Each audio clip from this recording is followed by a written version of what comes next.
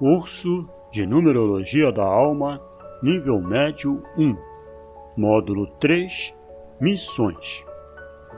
Aula 2, Descrevendo as Missões 2. Texto de Gilberto Gonçalves.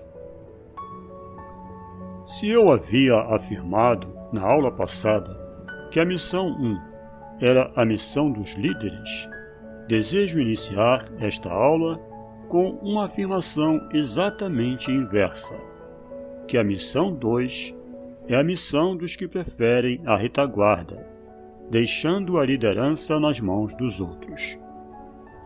E que entendam os aprendizes que não estou negando a possível habilidade para o comando dessas personalidades que têm a cumprir a missão 2, mas simplesmente alertando o seu êxito não dependerá de atos de liderança.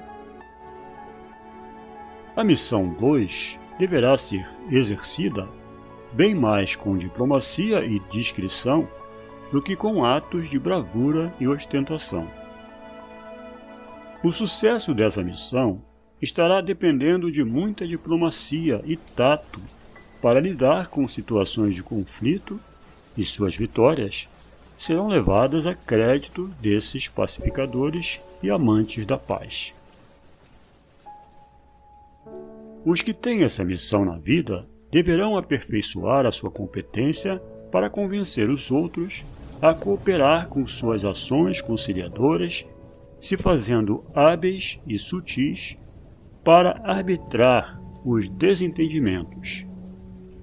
Agindo assim, a tendência é que sejam muito elogiados e respeitados.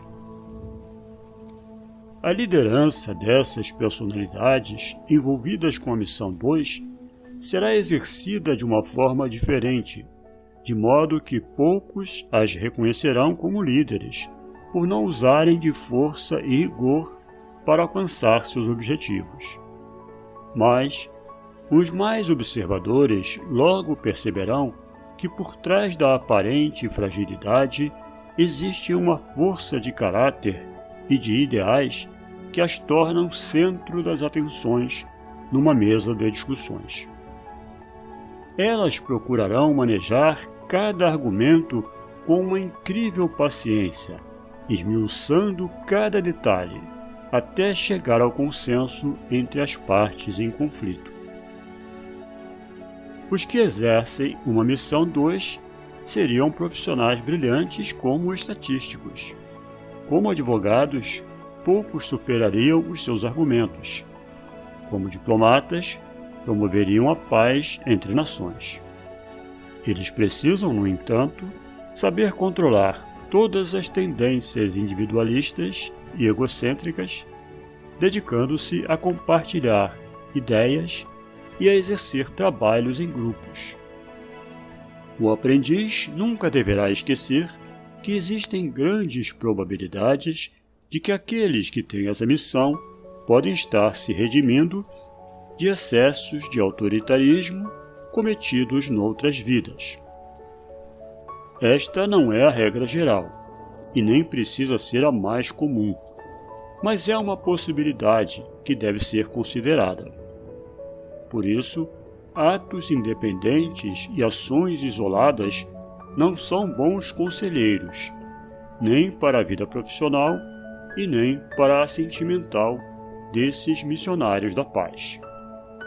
O casamento é sempre aconselhável a todos com esta missão, para que pratiquem a vida compartilhada e as decisões em consenso. Outra recomendação é a frequência a ambientes sociais e a participação em atividades comunitárias. Essas recomendações visam ajudar essas pessoas a se tornarem participativas e comunicativas, superando a timidez ao falar em público e fortalecendo a sua autoestima ao receber admiração e respeito por sua criatividade e bom humor. Essas personalidades com missão 2 devem cultivar seus talentos artísticos podendo atuar em diversas áreas, como na música, cantando ou tocando algum instrumento, e nas artes plásticas, aproveitando seu bom sentido de cor, ritmo e tempo. A sensibilidade e a natural emotividade aguçam seus dons de compositores e criadores de obras de raro poder de sensibilizar o público. Essas criaturas dedicadas à paz costumam desde muito cedo exercer suas influências mediadoras junto à família, aos colegas de colégio e, quando adultos, entre os companheiros de trabalho. Elas se mostram pacientes e tolerantes quando enfrentam os mais exaltados e belicosos. Mas precisam tomar cuidado para não se descontrolar e repetir antigas reações de autoritarismo quando trazem em seus mapas sinais kármicos de terem agido dessa forma em outras vidas.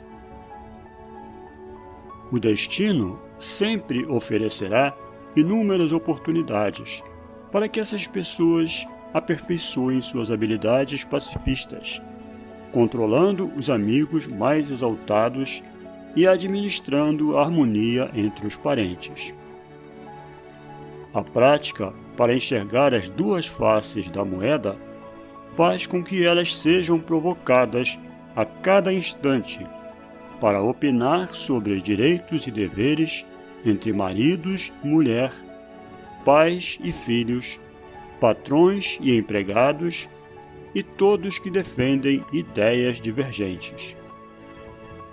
O sucesso sempre estará garantido quando essas personalidades com missão 2 reunir parceiros em torno de objetivos comuns. Na maioria dos casos, são elas que motivam a união, sensibilizando cada componente do grupo a se unir com uma causa comum, mas quase nunca são elas que assumem a liderança. Torna-se uma rotina na vida dessas pessoas serem procuradas pelos que têm restrições em si ou pendências a resolver. Os fortes e os fracos, os patrões e os empregados, os ricos e os pobres encontrarão sempre uma palavra de sabedoria ou mesmo de consolo após o veredito final desses juízes sem toga, que parecem frágeis criaturas, mas de fracos não tem nada. E para que cheguem a essas decisões sábias e justas, elas terão de saber alternar atitudes firmes com pacientes recuos. Mas isto não costuma oferecer dificuldade para os de missão 2.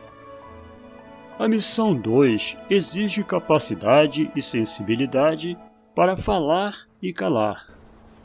Mais calar do que falar. Sem trocas de opiniões, sem ouvir as partes em conflito, sem dar a todos o direito de expressar seus argumentos, sem diálogos e sem uma ilimitada paciência, qualquer resultado não atingirá o sucesso almejado. A palavra-chave de quem tem essa missão é cooperação, e a palavra de poder, consenso. Nada costuma dar certo quando se age sozinho. Nunca a decisão deverá ser tomada sem que sejam ouvidos todos os envolvidos. E isto vale tanto para as questões de família como para as atividades sociais e profissionais. Que não se despreze jamais a sensibilidade e a emotividade à flor da pele dessas criaturas que convivem intimamente com a energia do número 2. Elas se emocionam com relativa facilidade, ficam com os olhos cheios d'água por qualquer motivo e se magoam à toa. Todos que são influenciados pelo número 2 precisam não subestimar os seus valores não se reprimir por medo ou timidez e não se esconder, tanto quando precisam mostrar a cara. Eles não gostam de ficar na frente, e mesmo quando adoram influir nas decisões, eles preferem fazê-lo através de outra pessoa, a quem prestam assessoria. Eles podem ser excelentes assessores, secretários ou planejadores, mas nunca os executivos que assumem um comando e serão os responsáveis pelo sucesso ou fracasso do empreendimento. A missão 2 não tolera essa exposição da figura e esse possível fracasso de uma ação planejada por ela, pois muitos dos que estão exercendo-a já cometeram muitos enganos quando exerceram o poder e não querem repeti-los. Mas esses limites precisam ser estabelecidos por eles mesmos, não cedendo aos outros o direito de escolher o seu futuro. Gritos, ameaças e brigas fazem muito mal a quem sofre a íntima influência do número 2. Por isso, os que têm a missão 2 precisam controlar os ânimos dos outros e o seu próprio, para que não fiquem submetidos a berros e violências, provocando-lhes recuos quando precisam dizer o que pensam. Os aprendizes devem ficar atentos ao fato de que uma alma 2 melhor desempenharia uma missão 11 do que a missão 2 caso viesse a encarnar numa personalidade 9. E, quando acontece da missão 2, trata-se de uma empreitada para a qual ela é convocada por exigir que, ao lado da habilidade de uma autêntica e convicta personalidade 9, exista uma consciência capaz de incorporar, com experiência e sabedoria, as condições que a alma já possui, de pacificadoras e conciliadoras, como todas as almas 2. A missão 2 é um permanente desafio à reflexão e ao bom senso, por se defrontar permanentemente entre o violento e o pacífico, a brutalidade e a gentileza, a dureza e a mansidão. Lidar com isto é sem dúvida uma missão espinhosa, por exigir equilíbrio perfeito entre os avanços e os recuos, ataques e defesas, intransigências e concessões. Mas a humanidade não pode abrir mão dos seus pacifistas, os portadores da bandeira branca da paz, denunciando o fim das lutas e de um longo período de trégua e negociações. Quem tem missão 2, ainda que traga de outras vidas a vocação para o comando e para a liderança, deverá manter-se sempre humildemente na retaguarda, sempre evitando expor a sua figura ou exibindo-se à espera de que reconheçam os seus méritos no sucesso alcançado pelos líderes aos quais está servindo. Essas pessoas estão aprendendo a controlar os seus impulsos, de dominar os outros e de sempre comandar as ações, devendo dedicar-se a servir os demais sem cobrar o direito de assumir comandos. Elas quase sempre são contidas através da presença do número 2 em algum lugar estratégico do mapa, fazendo-as tímidas e inseguras na forma de usar a voz de comando ou na hora de correr os riscos de um fracasso. O Karma 16 pode aparecer no mapa dessas pessoas, sinalizando para excessos cometidos em outras vidas, responsáveis pelos consequentes fracassos na vida atual.